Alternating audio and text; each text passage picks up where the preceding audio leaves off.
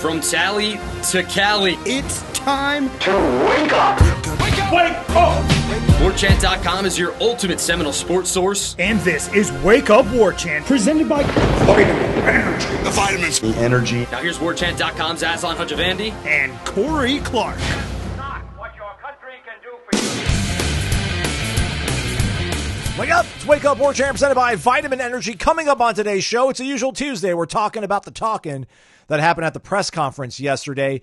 Answers given. You don't like them, but it's all we've got to go on right now. Wake Up Warchant presented by Vitamin Energy. VitaminEnergy.com. Promo code Corey Clark one time. warchantbogo. Buy one, get one free, everybody. Clinically tested, clinically proven. 260 milligrams, all natural caffeine. If you get this extra strength stuff, which is, I think it's in most of the Immune Plus varieties now. There's also a little touch of green tea extract. Give you a little more energy, a little more wind underneath your wings, everybody. VitaminEnergy.com. Noles behind the operation, helping you out, hooking you up. Buy one, get one free. I'm being FR, Corey, as a kid say, for real, for real. It's Christmas season almost, at least over in the Hajavandi household. Once it flips over to November, we're looking forward to Thanksgiving, but we're on to Christmas. So let's go ahead and let's get our stocking stuffers, our gift purchasing out of the way, and let's get some Vitamin Energy. Let's just start dropping in people's stockings, putting on their desks, making their day better, helping people, helping each other. Warchant.com, the ultimate Seminole sports source. We're helping you out when it comes to knowing about Florida State athletics. FSU 1, that's a promo code, 2 months, $1. And there's a litany of updates coming to the On3 network here in the month of November, including we're going to figure out a way to get these podcasts and all these video shows integrated into the app that you're using now, everybody. So we're hoping that's going to be something that gets done towards the end of the month of November. So come on aboard. Lots of changes, not only hopefully on this Florida State program, but also the On3 network. That's what we're part of. Corey Clark's here, everybody. Make some noise one time. What's up, Corey? How are you? What's up, man? I'm doing great, buddy. How are you doing? You doing all right? Yeah, just Monday was weird, dude. Just want to tip the cap to Mike. Asked him a clumsy question. He could have done his usual stuff where he just looks at me like I got 3 heads. Well, he did. He did. That's right. Yeah, but then he gave you the answer that led my story that I wrote about after the press conference. Yeah, basically, we keep hearing most of the time. I was kind of tapered off a little bit when it comes to talking about things after practice and being good. Like it was a good work day. We're not hearing that nearly as frequently as we did last year or maybe the first half of this season. But he kept talking about in the first half of the season, Corey, that the application from practice was not following them into games. But there's a certain point where, he keeps mentioning that you guys are at practice. It's like, yeah, we are at practice. You guys do not look good. And then you have this kind of dejected, surprised look on your face after these games happen where it's seemingly you can't imagine that your team can look like this, but you guys do things in practice that kind of portend to how you're going to play on Saturday. So and then the clumsy part of it was I really wanted to get to the point where everybody has problems in a season, right, Corey? He's mentioning offensive line combinations. Receivers can't get separation. I'm sure every team around the country is dealing with offensive line being banged up, maybe a receiver not being able to get the amount of get off they once had. But talent and coaching, comes into play, and you overcome these things. Like, could you imagine that you would be at this point? And not that I was surprised that he said shocked, but I mean, that was one of the things. But I thought Ira had the better question of the day, just about what can you do to all these people that continue to show up to your games, plan on showing up to the rest of your games. They hear you saying that you're going to make changes, but you haven't yet. So, like, what are they going to base their sort of confidence moving forward on? What do you think? How do you handle that one, or do you want to talk about the shocked aspect of where we're at right now? 1-8, by the way, right? 1-8. Yeah. These things. I remember these things are hard right now, like because I don't remember any specific questions about North Carolina that we asked after that game on Saturday night. It was all about what the hell is this kind of thing. Like where have you gone wrong? What changes could you make? It was all big picture stuff then. Usually the way it works is you ask the guy about the game that just happened, and there's 15 minutes. That's how it works after on a Saturday night. We get him for about 15 minutes. He's great. He'll stay for 10, 12 questions, but whatever. We get him for 15, 20 minutes. Almost all the questions are about the game itself. How the quarterbacks look, what happened on this play. Did you think you'd get more out of this position group during the day? What was the game plan? All that stuff. What was the game plan coming in? But all our questions on Saturday night were big picture questions. So Monday rolls along. I'm sitting next to Ira 5 minutes before Norvell comes in. I'm like, what are you going to ask? Like, what are we going to ask? Like, we going to ask about Notre Dame? Like, nobody cares about Notre Dame right now other than they're going to just drill Florida State. And he told me he was going to ask that one. I'm like, well, that's a good question. It is. It was really good. And yours, like you said, it was clumsily worded, but you were going down a good path and you kind of veered another way where you gave him an out to say, I'm confused. But he didn't. He answered the question that you were essentially asking. I think you were asking him, like, now that you know what your roster is and what your coaching staff is, you know, could you have seen this coming in July? No. Something along those lines. Again, a very good question, and I'm not trying to take a shot at you. We all ask. We all have good questions in mind. We got enough criticism come from everybody in the YouTube sphere. Oh, sure. Yeah, don't you journalists know not to ask yes/no questions? Right, sure. So we get, but sometimes as you're asking a question, and this is from somebody that I would guess I've asked 1,000 questions at a press conference, you start talking so much that you at least I do, you veer yourself into something you didn't even really mean to ask, or it comes out clumsily.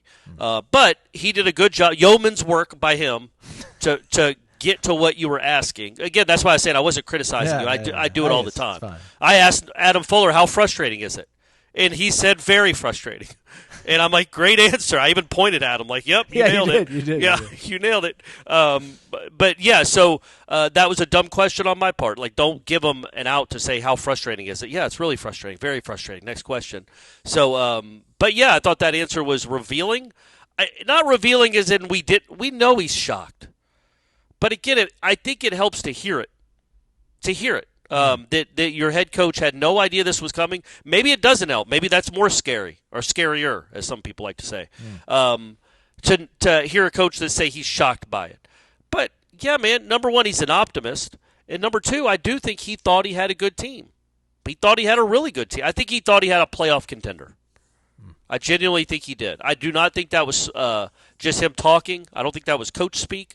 I think he genuinely thought he had a playoff contender when the season started, and he is absolutely stunned by this. And he should be. Yeah, but Ira's question about, like, what do you tell the fans? Because there's 2 more home games. And what do you tell them about the changes you're going to make? How do they believe you're going to make changes? And he got a good answer, too. I think his answer was something along the lines of there are going to be changes made. We will change from what we are this year to next year. But, there were obviously no specifics. And as we've said, we think the right time to do it, if they're going to be in season, would be Sunday after the Notre Dame game because, frankly, it's an off week, meaning we don't get Norvell that Monday anyway. Yeah. So we probably wouldn't get him again until Wednesday. So by that time, the dust will have settled a little bit. It's 3 days since. We'll still ask him about it, but the whole press conference won't be about, you let go of this coach, that coach, and this coach, or you just let go of this coach. It'll be more of like, getting back on the practice and all. Anyway, it would be strategic to send out a press release on Sunday saying these 3 coaches or these 2 coaches or 5 coaches or 9 coaches have all been relieved of their duties. But Sunday after the Notre Dame game, right? Yeah. If you're going to do it, and there's no guarantee that he will do it.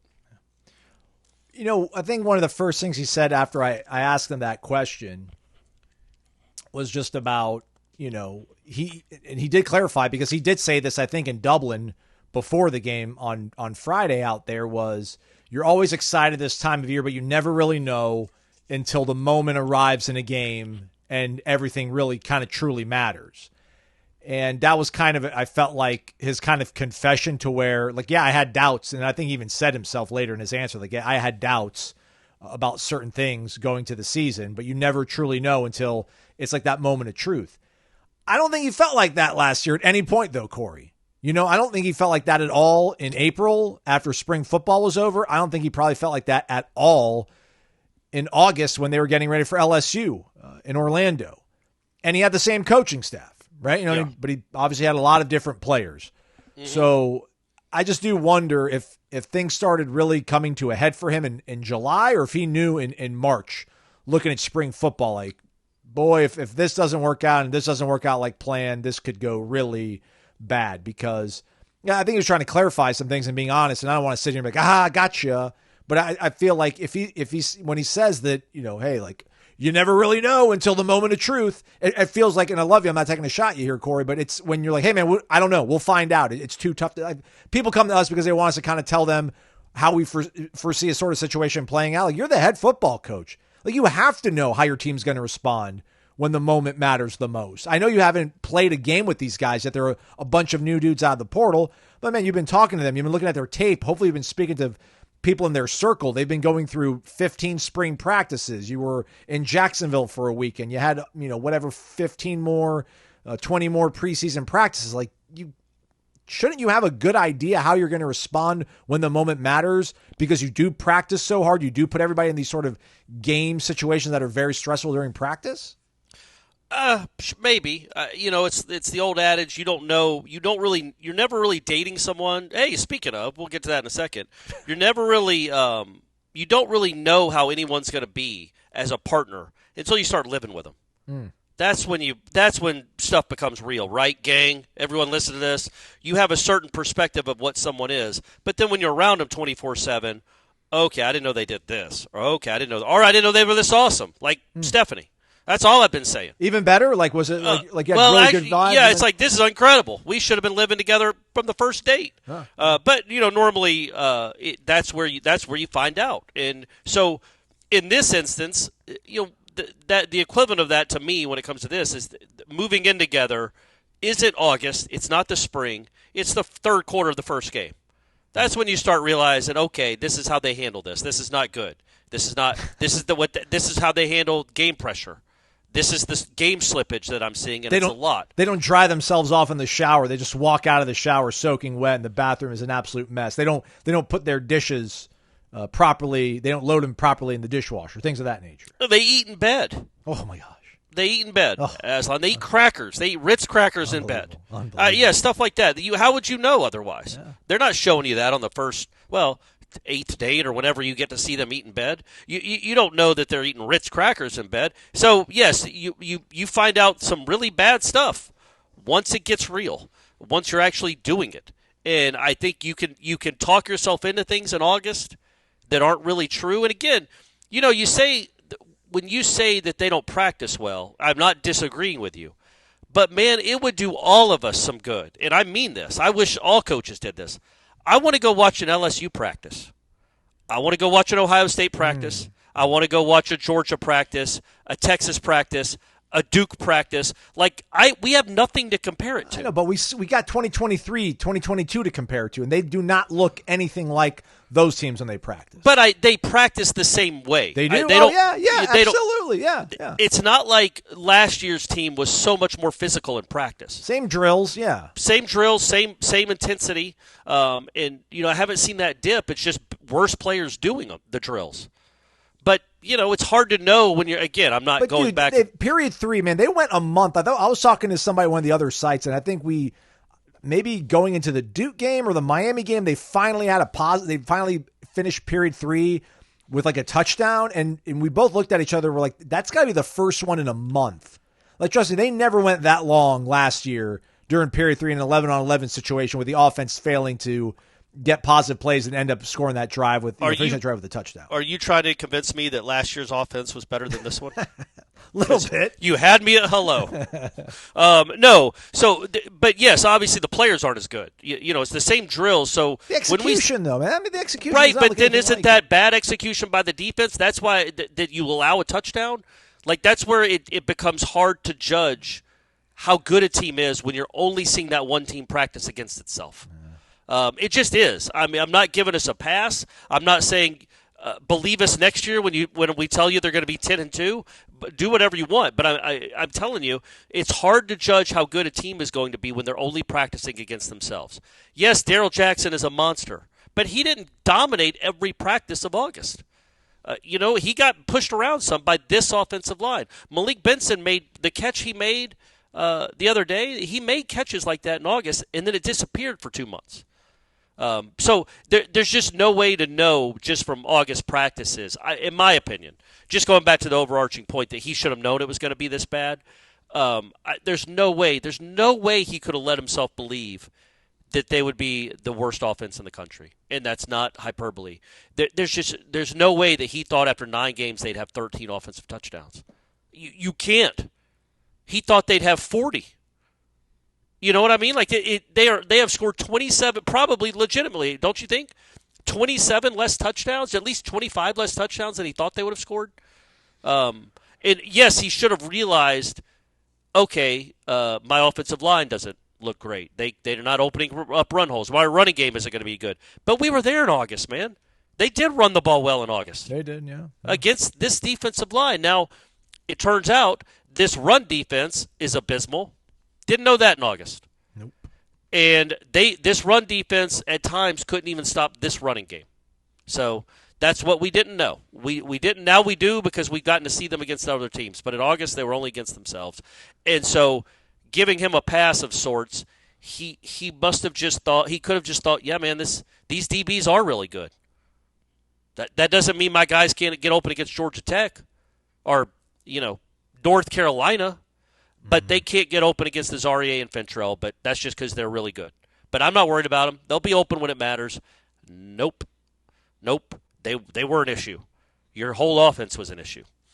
He did mention something about, had he known, there's probably some sort of schemes and things they could have worked on to prevent or to mitigate where they're at right now. But to his point, like, he was shocked. Like, he did not foresee they would be this poor on offense to where they would have to work on those sort of situations. But then I pushed back where, like, man, this is the fifth loss in a row, and there was a bye week. Yeah. Amongst this 5-game losing streak. Surely there was something you could have tried to do, but I guess the running game did get a little bit better for a few weeks. Obviously didn't show up on this past Saturday, but it's 2-7 versus 1-8. Yeah. What's the difference? Corner Pocket Bar and Grill, cptallybar.com, 2475 Appalachia Parkway. Head out there 7 p.m. for trivia night. Always a fun time at the CP when trivia is going down. You don't have to wait till 7 o'clock, though. You can always go over there and get your lunch on. 11 a.m. is when they open. That's when they're going to start serving your lunch. Lunch specials daily, but on Tuesday, it's just tacos all day. Beef, chicken, soft shell, hard shell. Oh, I feel weird saying soft shell. We've gone over this before, but nonetheless, I digress. That's what's waiting for you at the Corner Pocket Bar and Grill. Vegas wall of screens, of TVs, darts, billiards, cold drinks, good friends, frivolity, a jukebox that you can control. With money, of course, like all things in this world. Go check it out. cptallybar.com, the website, 2475 Appalachia Parkway. Corey, will the strap be on the line later today? Trivia, you putting it up for grabs or the strap, the title, the belt, champion, championship? Okay. I was going somewhere else with that. I'm like, what are you talking about? A-Train. We don't bring that in the corner pocket. Yes, we'll be there. Because the way I figure it, the election, well, we're probably not going to find out till the weekend if it goes like last time. But it definitely, we won't know anything by 9 o'clock, which is when trivia is basically over. So we can have our fun, do our trivia. Then if you so inclined, you can go back home and watch the trivia coverage or our trivia coverage. That would be awesome if MSNBC just said, all right, let me break down Buy Steph a drink. Here's where they went wrong. Here's the questions they got right, whatever that guy's name is, Karnicki. Steve Kornacki. You can go back and watch the election coverage, or you can watch, Aslan, the unveiling of the first college football playoff rankings. That's right. Also later tonight. All right. A year ago, remember that? We had a show. We did a live watch along for that. Everybody, remember that? Weren't they behind back then? Weren't they behind like 3 1-loss teams in week 8? Oh no, they weren't. No, they weren't. They were ahead of all the 1-loss teams. Yeah. That's right. That was only the very last one. Yes. The tippy tip. Things changed. The very last tip. Things They changed. decided to make that change and put 1-loss teams ahead of undefeated teams. Quarterback of Bar and Grill, 2475 Appalachia Parkway. Going to put Corey in the corner here in a second. It's Wake Up Warchant, presented by Vitamin Energy, vitaminenergy.com, promo code warchantbogo, warchantbogo, buy one, get one free. Alex Atkins, I thought those were really a great set of interviews with everybody on Monday, all coordinators and the head coach. Even Papuchis. Yeah, man. Love Papuchis off the rip. JP. Asked about effort, and he's like, I'm not talking about my guys. Yeah. DNs weren't part of that. Yeah, we tackled well. We tackled fine. We did all right. I know what you're talking about. Next question. Alex Atkins struck me in the way that he talked and the way he answered these questions so honestly and transparently. He either knows he's totally safe or he totally knows he's gone. Yeah. Which one do you think it is, Corey? Well, if I was a betting man, I would say he knows he's gone. And it was the way – it was your question? Yeah, it was about guys thinking about – coaches thinking about their future. Yeah. And I thought that was a great answer. And I'm taking him at his word that he's like, we can't think about that because I've been preaching to these guys this whole time. You stay focused on what you can control. You stay focused on the now. It would be I would be a fraud if I was then, essentially thinking about those types of things. He never said looking for another job or thinking about another job, but that was the context of the question. And so I thought that was it. I thought that was enlightening a little bit that he had, he didn't dismiss the question at all. No, he didn't dismiss the sentiment at all. That yes, they might know that their futures are up in the air in about 3 weeks, 4 weeks.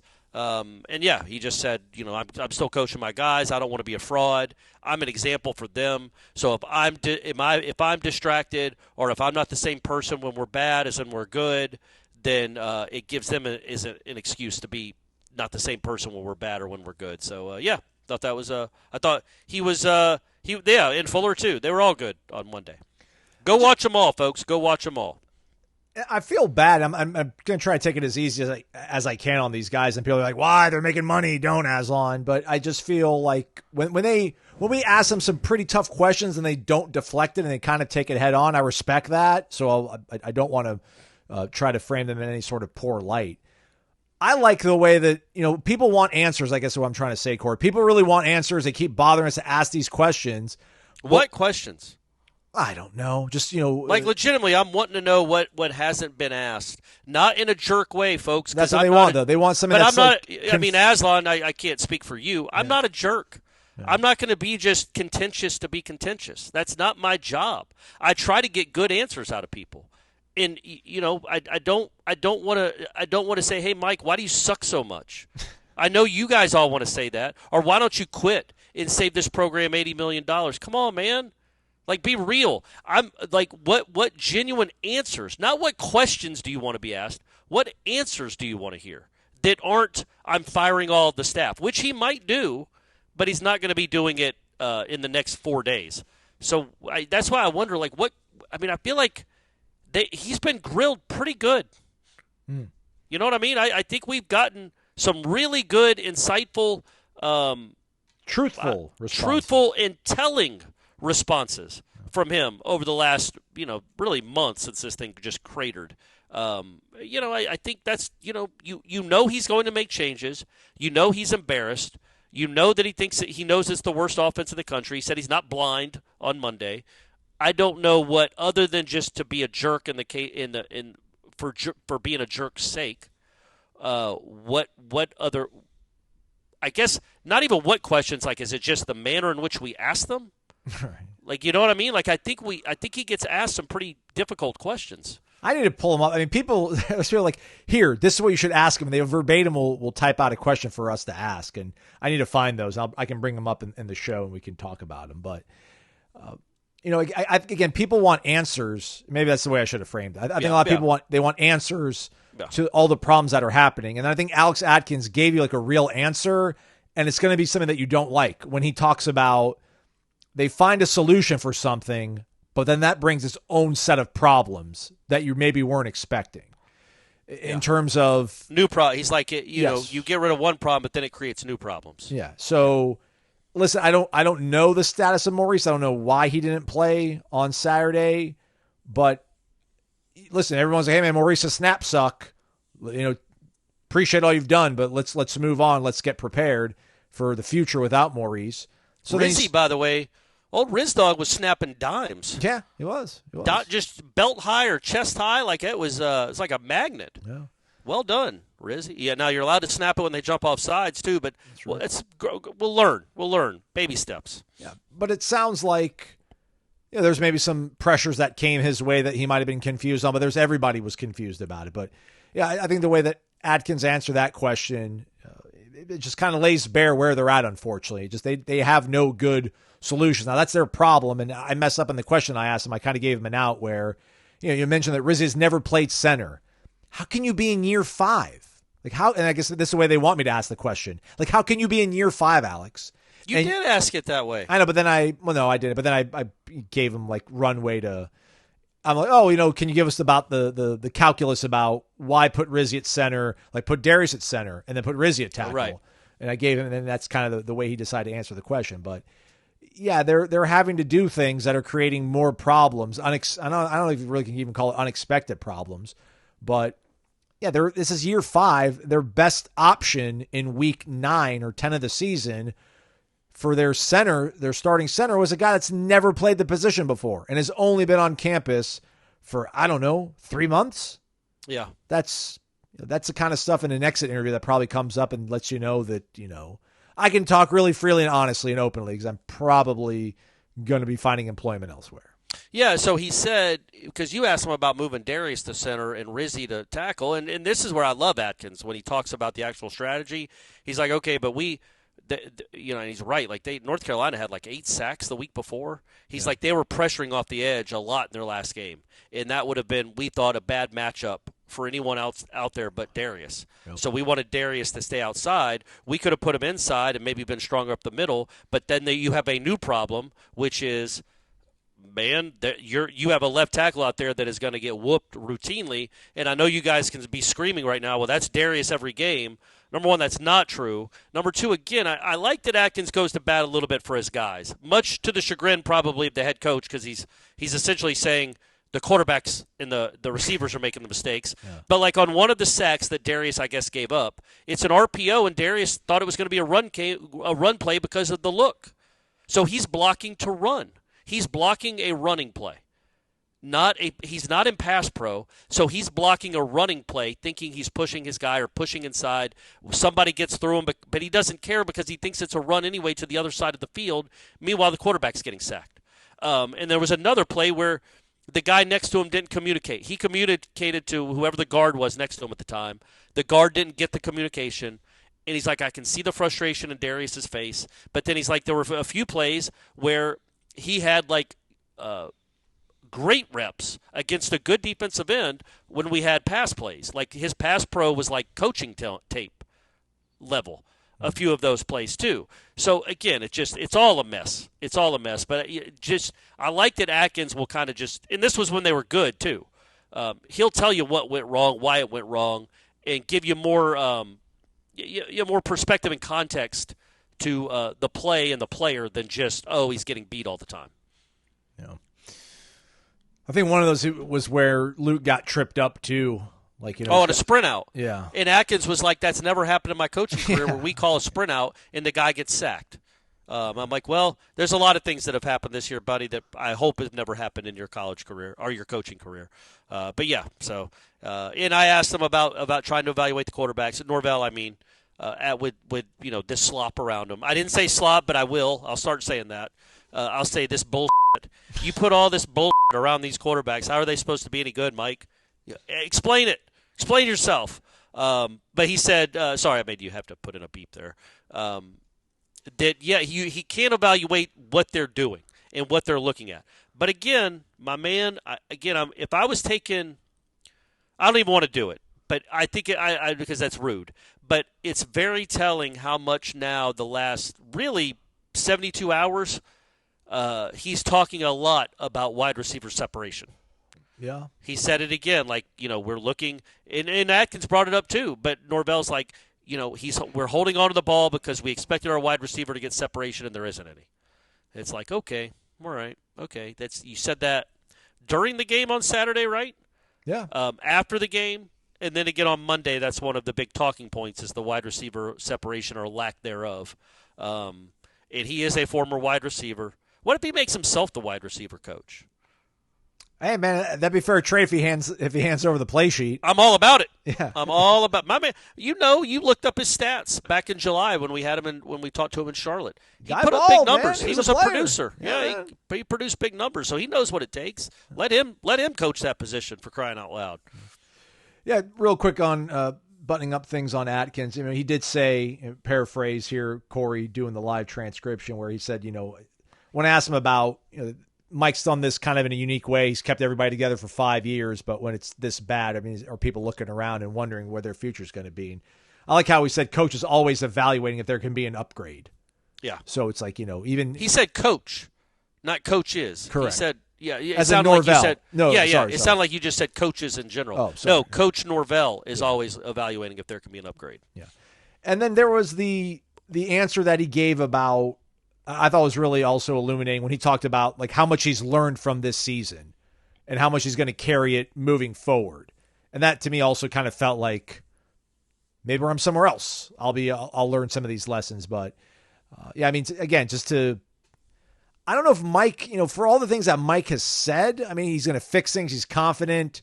I guess, and that all falls into him learning lessons, and he knows, what he has to do. But to hear a guy like Atkins, who, again, he's been under fire this entire season, and he's got no reason. He could totally be defined. Like, I'm not giving anybody any, y'all think you see blood in the water. I'm not playing along to any of this. He could have gone up there and just filibustered and bristled at any question that we asked him. But for him to go up there and be like, I've learned so much this year about how to manage, he talked about evaluating guys, like how to not evaluate guys and how to evaluate players. It's unfortunate that it had to come to this. I think we felt, we believed, we hoped that he was going to be a guy that was going to be able to evaluate players correctly, develop them, but that just hasn't been the case. And I don't know, again, there's probably people tuning this out because, hey, man, like he makes $2 million a year, close to it or whatever. He needs to know that's his job, and he hasn't done it correctly. But all right, man. But admit it. There's a lot of things in this country people in positions of power cannot admit the truth about. So I tip my cap to a guy that can. Sure, yeah. It's again, it's small violins for these coaches that we're playing if and when they get fired.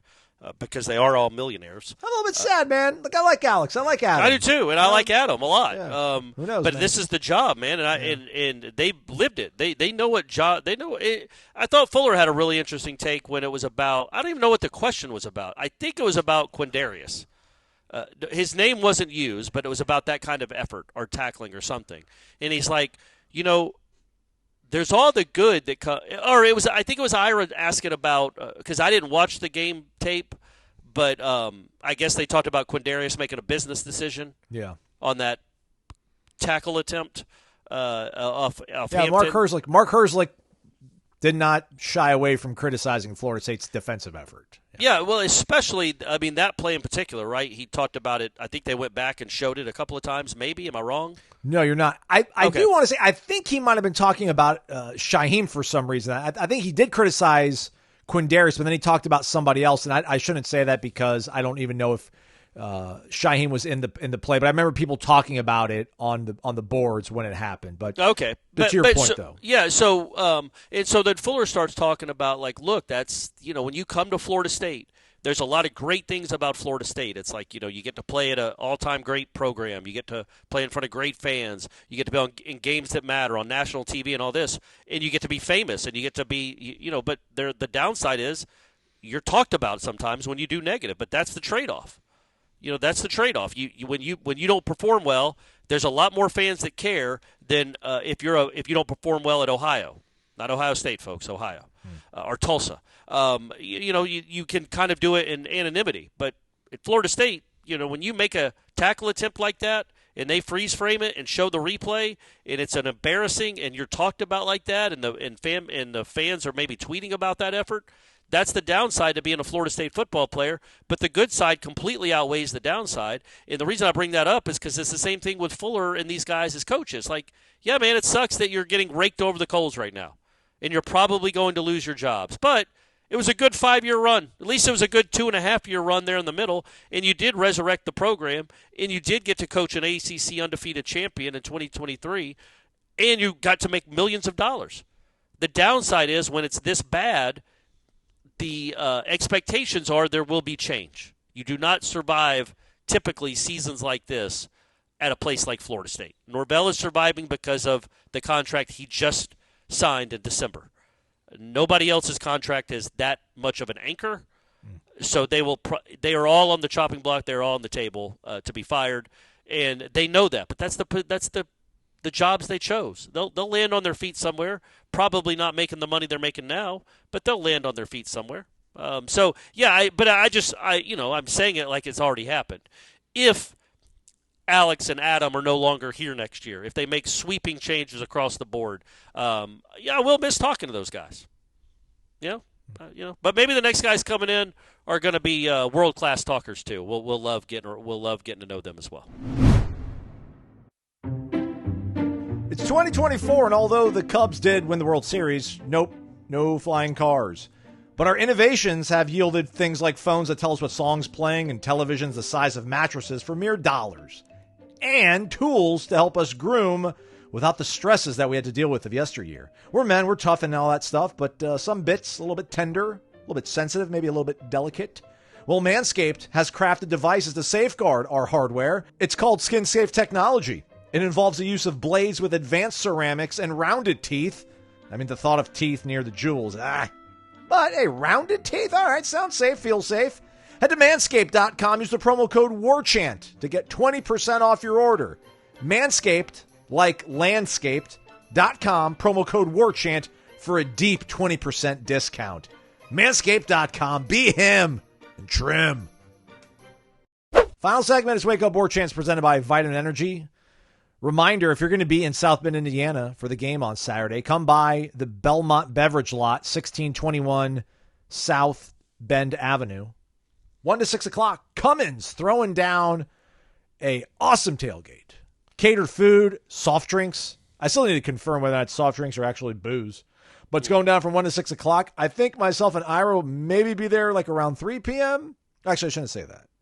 Probably 4-ish. Because we're coming in from Chicago. It's about an hour and a half drive. We'll walk through, say hi to folks that are there. But if you don't see us, you'll see an awesome Cummins generator or an RV powered by a Cummins RV generator. And there'll be free food and drinks. So come check it out. Injury updates, Corey. Again, we don't know the status of Amaury Smith. That's going to be monitored, evaluated day to day. It sounded like Mike Norvell said.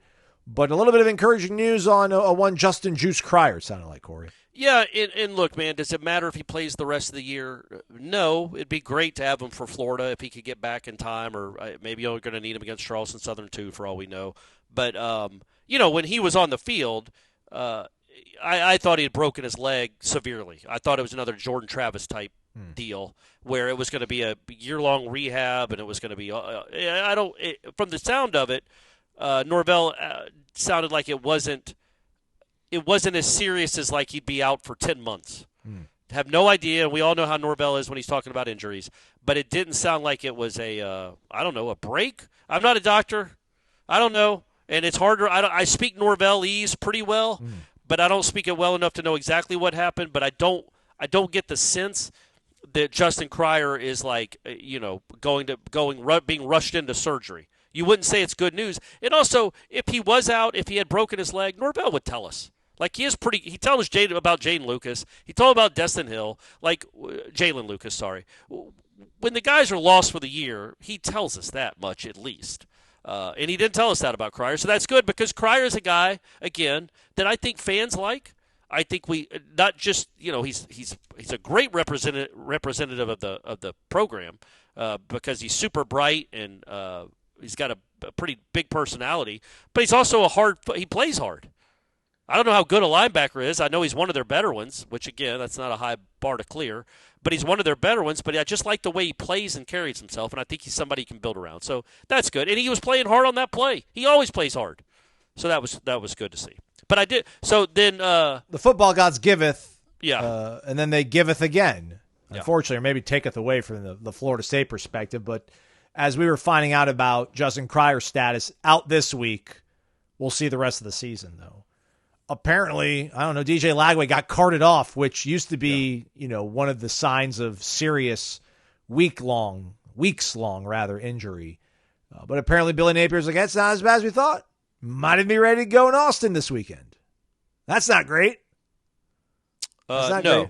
It's not great for a Florida State fan. Well, also, I only bring this up because I noticed I didn't know anything had happened until on Twitter during the game on Saturday. None other than Jordan Travis tweets out prayers for Lagway, man. And I just went back and found it. Prayers for Lagway. And I'm like, I'm not trying to kill the kid. He's a very good player. I don't understand. The whole team surrounded him, Aslan. The whole team went out there and surrounded him. He got carted off the field for a hamstring injury. And I only say that in contrast to the guy that I just talked about tweeting. Like Jordan Travis broke his flipping leg in half in a grotesque injury, and he was carted off, and the whole team was – and this kid got carted off because of a hamstring. And he's ended up going to – like, I think he should – if he plays against Texas this Saturday – Willis read it, man. Kurt Schilling. He should have to – every time he goes on the field and off the field, a cart should come and get him. Paul Pierce. You should have – you should have to give the cart treatment another – you got to get give the cart treatment back when you play the next week. Like, you know what I mean? Did he give a thumbs up? Did he do a chomp as he was going off the, like, I don't know, man. That was crazy. It juxtaposed with the guy that tweeted about him, prayers for Lagway, man. God, from Jordan Travis, who suffered one of the worst football injuries I've ever seen, and really one of the more emotional football injuries I've ever seen. And then, 11 months later, he's tweeting prayers for the kid because he hurt his hamstring. And might play this week. I can tell you when he's going to play, Aslan. It'll be 2 days after Thanksgiving, and it's probably not going to be all that pretty for the Noles when that happens. But I thought that was. I was like, come on, man, you got to be kidding me. That when you get carted off the field in November, chances are you're not playing again later that month. He might play again 6 days later, and I feel like some Florida players might be like, well, God, dog, DJ. We could have beaten Georgia. Right. If you're okay to play, you could have helped us out against Georgia. But I just don't understand how that happened. Why he was carted off like that for a hamstring injury? That I didn't know those. I didn't know you could get the card for a hamstring. I think his knee did a little bit of a wobble too. Oh, is that what happened? Yeah. They might have thought it was a knee thing. Yeah. Okay, because they knew. Pretty early on, I thought they knew after it was the game a it was hamstring. hamstring. They definitely knew it was a hamstring, but there might have been like a knee component to it. But yeah, they didn't. I don't think there was like, oh man, ACL. Like you could tell it was a hamstring, but the knee had like a little bit of a wobble, and you're like, well, Did the Georgia players go and surround the cart too? I don't know about that one. They would definitely go give their daps back. If they knew we'd be playing the next weekend, I think. But yeah, I am taking a shot at the kid, but I don't mean it to come off as a shot at the kid. More about the whatever the dominoes that fell to go get a cart for what turned out to be a hamstring injury. It's just amusing to me. Not calling him soft. He would absolutely and completely kick my ass. I understand that. Not challenging his heart. I'm not challenging anything. I'm just saying it's funny that in 2024, a kid got carted off the field for a hamstring, and he'll probably play the next weekend, certainly 2 weeks later. But as we close this show out, Aslan, I wanted to bring this up, bringing it back to our program that we cover. Did you see what Mike Gundy said on Monday? I did not. Do I need to wait to listen to Coach speak? No. We're talking about it now. So Oklahoma State is going through almost as disappointing a season as Florida State. It's not as disappointing because they've scored 31 touchdowns this year, not 13. But I think they're 2-6, maybe 3-5. But I think they're 2-6. They started out ranked in the top 15 or 20 in the country. He didn't attend one of his press conferences a couple weeks ago because he had a black eye that he said he got from falling down some stairs. I don't even remember what he said. Horse was not out in the. Oh yeah, he got kicked by a cow or something. Which is like, come on, man, this is.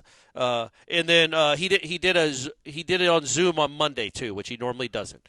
But here's his quote: "In most cases, this is about the criticisms he's getting from the fans. In most cases, the people who are negative and voicing their opinions are the same ones that can't pay their own bills. They're not taking care of themselves. They're not taking care of their own family." Oh, so Mikey. Yeah. So when we don't like that Norvell keeps saying the same thing over and over again, he ain't Gundy at least, because I don't know how anybody shows up and supports that man whenever their next home game is, to say the people that are criticizing my 2-6 team can't pay their own bills typically. I mean, I can't even imagine saying something like that. I can't imagine being a fan of something like that. And again, I'm not telling you to be happy with Mike Norvell. I'm not telling you to be satisfied with what's going on or believe just out of pure faith that he's going to turn this thing around. But he is not a bad person. He is a good person leading your program. Might just be for 12 more months. And he does not say stupid shit like that. Thank God. Because I can't even imagine being a Florida State fan and Mike Norvell saying, look, like Jimbo challenging people to a fight. Or Mike, imagine Mike Norvell saying, look, man, I just went 13-0. Anybody that's got a problem with what I'm doing, get your own lives in order. You know, right. You get your own lives in order. How are your kids doing? You keeping them out of jail? You keeping them off the pole? Like, say just random crazy stuff that Mike Gundy would say, man. Like Mike Norvell, and I know that's such a low bar to clear, but it's not anything to do with actually the performance of his job. But Mike Norvell has handled this debacle about as well as you could possibly hope. He has not lost his mind once, and he does genuinely care, and he doesn't dismiss your concerns or complaints as coming from people that don't matter because they can't pay their own bills. So at least you got that going for you. He prefaced, I can't do the math real good, but unfortunately in life, most people are weak. And as soon as things start to not go as good as they thought, they fall apart and they panic and they want to point the finger and blame other people. Wait, start over again. How did it first start? You know what? I'm just going to go ahead and play. Let's just play the whole thing, Corey. It's 1 minute and 9 seconds. This is it's an early version of Coach Speak. We're stealing Coach Speak right here. But go ahead. This will be our moment of zen. This place has had tremendous success for 18 and a half years or 19. I can't do the math real good, and so unfortunately in life, most people are weak. And as soon as things start to not go as good as what they thought, they fall apart and they panic. And then they want to point the finger and blame other people. That you see it happen in everyday life. People do it all the time. That's why I refuse to watch the TV and watch the news, because I get tired of people complaining and about this and that versus just doing something about it and trying to figure out a way to make it better. Well, that's what happens in college athletics. And as Jenny said, she's exactly right. It's just on the bigger stage where people can voice their opinion. And in most cases, the people that are negative and voicing their opinion are the same ones that can't pay their own bills.